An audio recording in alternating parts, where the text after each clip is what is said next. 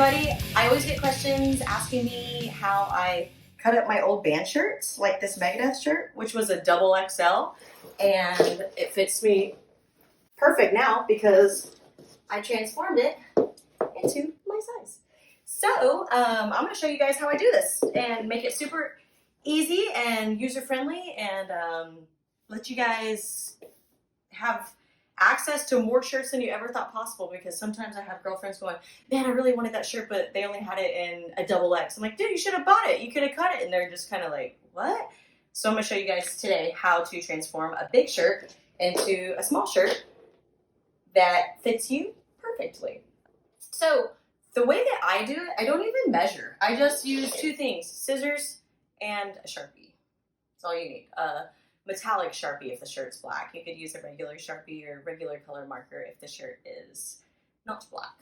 But every shirt I wear seems to be black. So anyway, you got your scissors, you got your Sharpie, you got your big shirt that you want to make into a little shirt, and you also have, grab your favorite shirt out of your closet. This is like my all-time favorite shirt, Devastation. So yeah, I've worn this probably 100,000 times, and I use this as my template because it's my favorite shirt.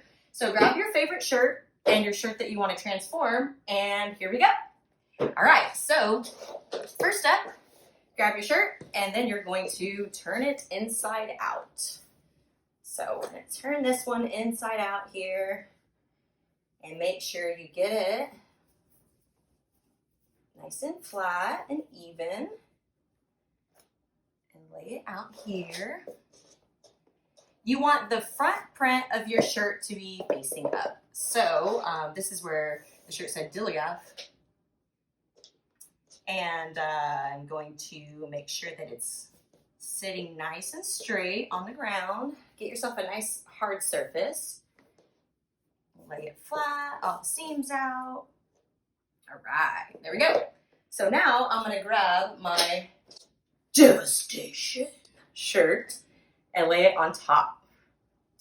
And so the way that I do this is I just kind of bring it up, bring the top seam up to the top seam of your new shirt that you want to cut, and I kind of go from there. So this is like, I'm going to guesstimate like 3 inches outside the collar, but I do everything punk rock style, DIY. I don't measure. I move too fast for that. That takes too much effort. I'm sorry. You can measure if you want your stuff perfect, but I typically don't care if it's perfect. So what I'm going to do is kind of gauge the distance from here to here and the distance from the collar to the... I like cutting my necks off my shirts because I don't like feeling like I'm getting choked out. So I always cut the necks off, but you could leave it if you like. So just in case you want to leave the neck, I'll start with the sleeves. So I'm just going to kind of guesstimate, see where the armpit's at, kind of draw a line from where my armpit is on the shirt, matches up with this one. So then I'm just going to kind of draw a line here. Draw a little line there, and then do the same here with this armpit, and just kind of, you could use a ruler, or you could just kind of eyeball it like I do. Go across, and then same thing. Just kind of guesstimate here. I just kind of trace out my old shirt. Just kind of trace out your old shirt. Again, it doesn't have to be perfect. Kind of trace that out. Make yourself a little guideline of your old tee template like that. And I'm going to cut the neck off mine for sure. So I'm going to just make a little line kind of on either side of where my old one was, and remove your template. Then you want to, I like having mine kind of, you know, not super low cut, but maybe a couple inches down from the collar, and only on the front are you going to make this marking. So I kind of eyeball it. That looks about the same distance as this here. Again, you can measure, but I don't. I just go punk rock, DIY, and looks pretty good to me. So this is pretty straight there. Everything looks pretty good. I like the bottom of my shirt to be a little bit rounded there in the front. So now it's, oops, Time for scissors. So first step of cutting, and this is a little nerve-wracking because sometimes if you have a rare old band shirt, you don't necessarily want to cut it. It's a little freaky cutting your old band shirts, but just say Hail Mary and go for it, man. All right, here we go. I'm going to start with this side and chop off my sleeve. Just chop that off. Just chop it off to the first line that we made from the armpit. So just chop that, get rid of that sleeve. And if you really want to make sure that everything is perfectly symmetrical, you can fold your shirt, because tees are symmetrical typically. Fold your shirt and cut accordingly. Let's see, let's make sure that we're folding it perfectly in half. Like this, like that, all right.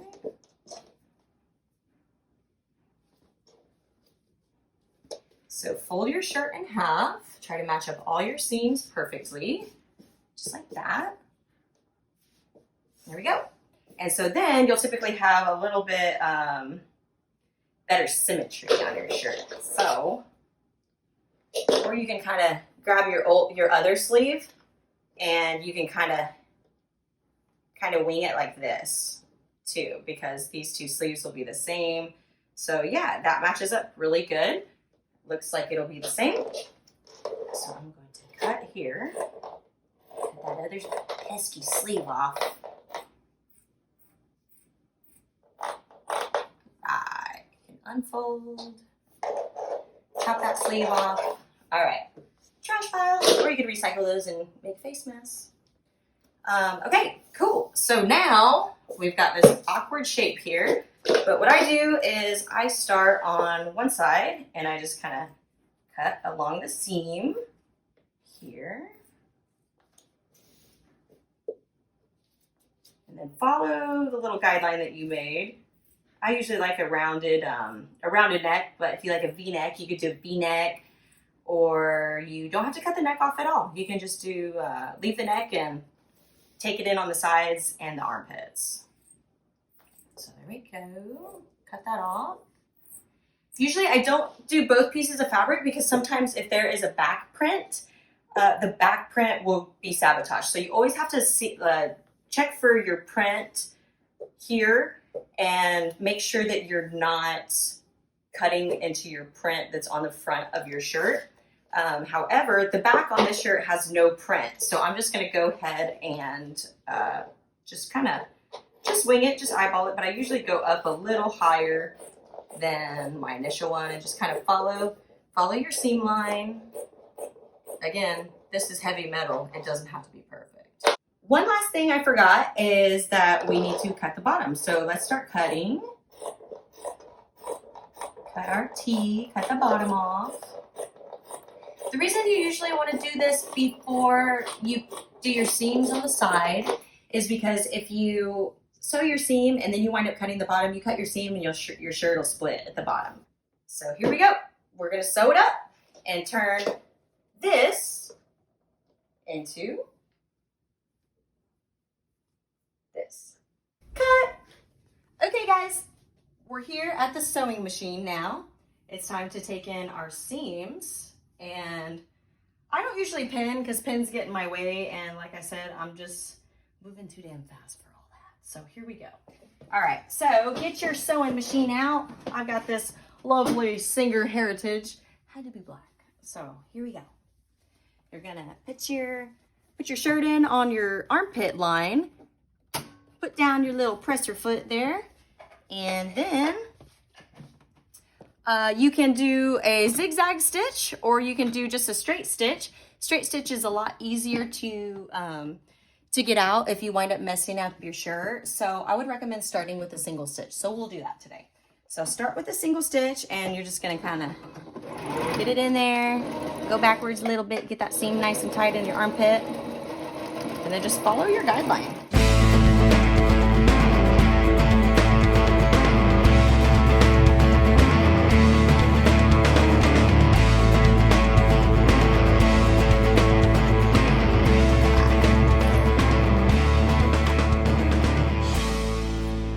So now we've got our shirt that's cut on the neck, the armpits, and we've got some extra fabric over here. So we're gonna go back to our initial spot we were hanging out at over here. So now we're left with this. Both sides are sewn down. You got your neck cut out, your armpits cut out. You're gonna throw it down on the floor, and where are my scissors? Boop. Okay. We're gonna cut off this extra fabric. Try to get as close to the seam as you can without hitting the seam, because you'll have less bunched up material hugging your body there. Chop that off. See how easy this is?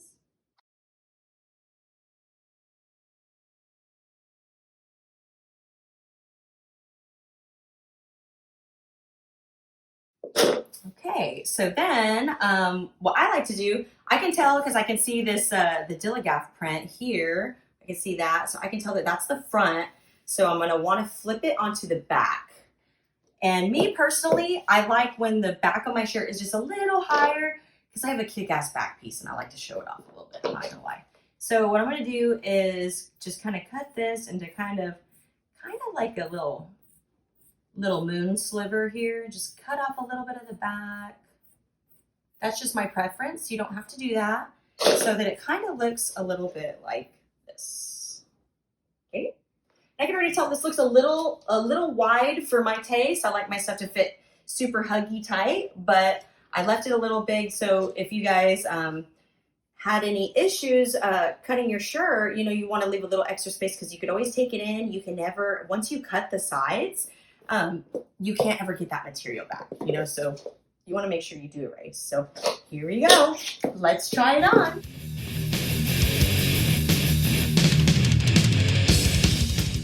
Ta-da! There you have it. So I turned a XL plain cotton shirt into probably about an extra small because I used my favorite band shirt, Devastation, to lay as a template, and now it's just my size. So that's how you can get out of not buying merch that you actually want at shows, or you know, you find an old concert shirt that you've wanted forever, but you're like, damn, this is 5 sizes too big for me. This is the perfect way to cut it down and make it fit you. So on that note, go to my website and get my Dilligaff shirt. This is like my family staple shirt. I made these for my dad years ago. And Dilligaff, for the late person, stands for, does it look like I give up? Really applies to my life a lot of the time. So go get your own Dilligaff shirt now on my website, bztattoo.com. And I've got all sizes, but if you want to transform it into a kick-ass tank top, now you know how. You're welcome.